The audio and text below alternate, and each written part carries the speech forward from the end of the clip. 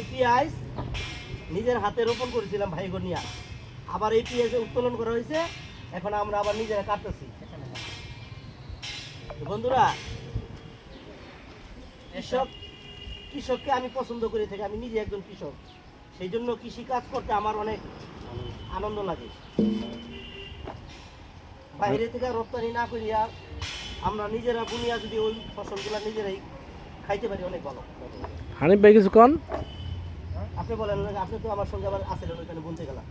বলেন, আপনি বলেন, সমস্যা নেই। আমির ভাই আপনি ফিল করতেছেন, আপনি কিছু বলেন, আমির ভাই কিছু বলেন। কারণ নিজে বুনছি, নিজে কাটতাছি, আবার এটার মধ্যে অন্য কোনো মেডিসিন দেই নাই কি আমরা, বুঝছেন? ভালো ফলন হয়েছে, আগামীতে আমরা আরো বেশি বুনবো। এই টাকায় বলেন। ফলন হয়েছে তো আগামীতে আরো বেশি বুনবো। হানিফ ভাই, আচ্ছা হানিফ ভাই কিছু বলেন।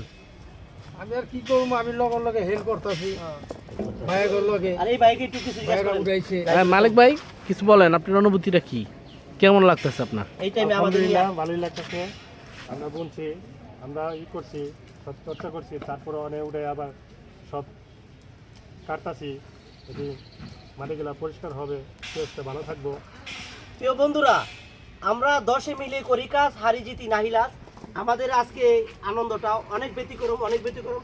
ভালোবাসা রইল, সবাই লাইক কমেন্ট শেয়ার করে পাশে থাকবেন।